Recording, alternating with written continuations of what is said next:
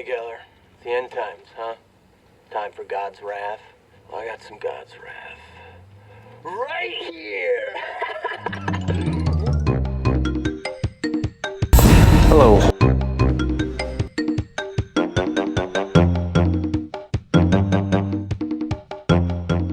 Hello, Jesus.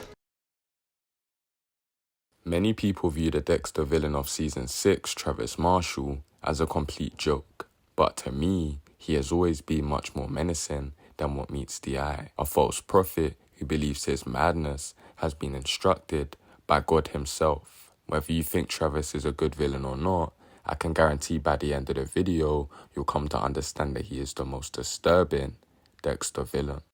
Our story starts with a boy in a car with his parents deciding to take control of the steering wheel, forcing the vehicle to crash into a tree. Despite the incident being recorded as an accident, a psyche evaluation revealed that his doctor felt Travis was responsible for his parents' demise. Over time, reports from his psychiatrist said that Travis often had breaks from reality, violent tendencies since childhood, delusions of grandeur, and a lack of empathy. He was on a prescription of antipsychotics that discontinued after his doctor passed away. In adulthood, his older sister Lisa Marshall became a mother figure and was very protective of her brother. Travis would attend university where he met Professor James Geller, a religious studies teacher. Geller was interested in an early AD doomsday cult named NSRA that believed the Book of Revelation contained a code to trigger the end of the world. The professor took his own private notes and believed he deciphered the code. Years later, Travis stole the sword of John the Revelator, which unfortunately was blamed on Geller, costing him his job. He then dumps the body in a freezer beneath the church, Santa Maria della Rotto. Shouting out the true events that occurred in reality, Travis falsely believes he must aid his professor in preparing for the end of days. This began the start of the heinous crimes enacted by the Doomsday Killer.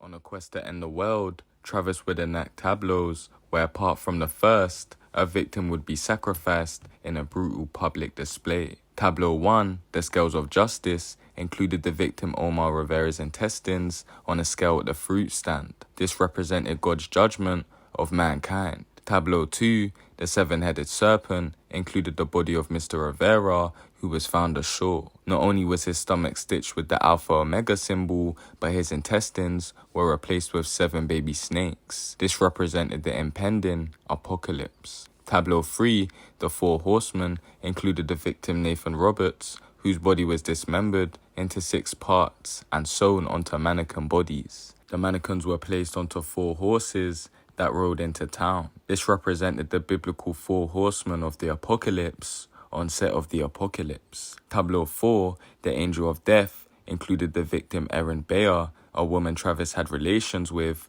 set up with angel wings, trapped in a greenhouse. A tripwire was set in place that was triggered by the police, leading to the victim's demise. This represented divine judgment and the deliverance of punishment to sinners. Tableau 5, the Whore of Babylon, included 2 victims. Victim 1, Holly Benson, was captured and forced to drink the blood of 2 saints, Travis and the professor, but was later freed due to guilt. Even better, victim 2 was Travis's own sister, Lisa Marshall. After losing her life, she was placed among alligator skulls with unknown writing on her forehead. This represented the purging of evil. Tableau 6, the Bowls of Wrath, included the atheist victim Trent Casey having his hands removed and his blood placed in 7 bowls. The bowls were triggered by the movement of the victim's hand, leading to the blood spilling down on those at the scene. This represented divine judgment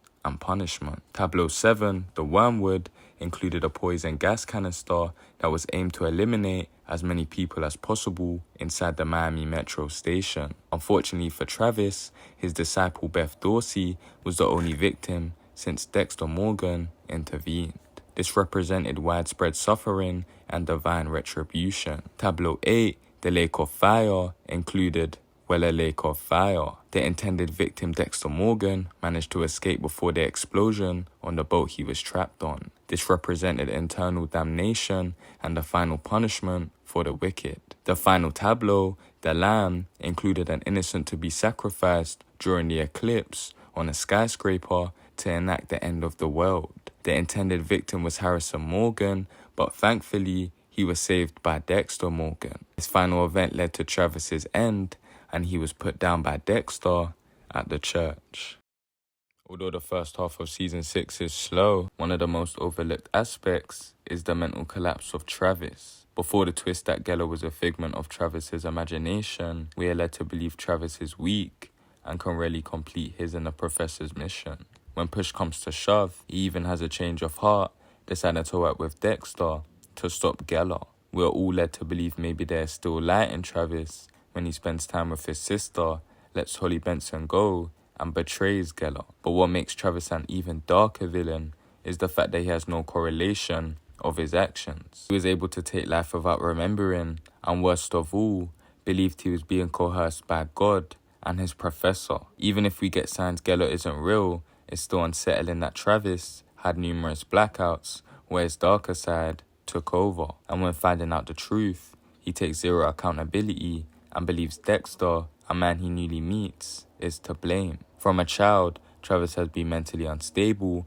and without his medication, we see he is far too gone to save. He is only a man drowning in his own delusion. The controversy with a villain like Travis is the fact that his crimes stem from his own religious motivations. A key theme of season 6 is using a belief, a doctrine, as an excuse to do as you please. We all have certain beliefs that help justify our actions and guide our moral compass. Travis believes his actions are justified, but that doesn't make him a Christian or a man of religion. In fact, it's the opposite. The point of Travis is to show us how a monster uses religion as a reason to play judge, jury, and executioner, a role only the God he so-called worships can play. Not far from non-fiction is the fact that Travis was a cultist that recruited 2 batshit crazy Christians who believed they could aid in ending the world. It's funny how the 2 worst villains of Dexter, Jordan Chase and Travis Marshall, both had the potential of obtaining large cults to commit evil. Staying on the topic of similarities, I think Travis is a great mirror to Dexter. For one, Travis is the only character in this series to also share not only a dark passenger, but also a sense of duality. Professor Geller acts as his darkness, while Lisa Marshall represents his light. Comparable to Dexter, we see the return of his brother Brian Moser as his dark passenger and Harry Morgan as his light. This means that Travis is also the only character other than Dexter where we hear or see, should I say, his thoughts. Another less subtle relation is the fact that they both follow their code to a T. They believe their actions are within reason, and for better or for worse, their fathers guide them with rules and regulations to follow. By the end of the season, they both decide to embrace their darker or lighter side and no longer struggle within themselves. The death of Travis sees Dexter finally challenge DDK for his beliefs and completely debunks his ideology. How can he believe in a God and believe he walks a righteous path if he is the one who controls who lives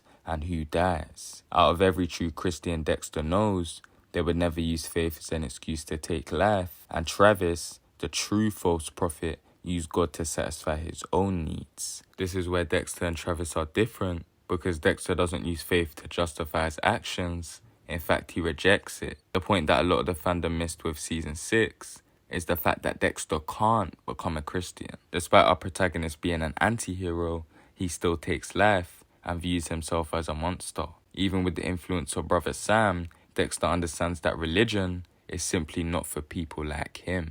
Although season 6 is looked down upon, it has always been one of my favourite seasons. The first half may be a drag, but once Travis's true self is revealed, it becomes much more interesting. Aside from there being cultists like Travis in our world, a villain with no chance at redemption will always work. Nowadays, a great villain is justifiable or complex, but many of us forget sometimes it is as simple as good and bad. Sometimes a man so disturbing, who is filled with darkness since birth, deserves nothing but to drown in a sea of evil.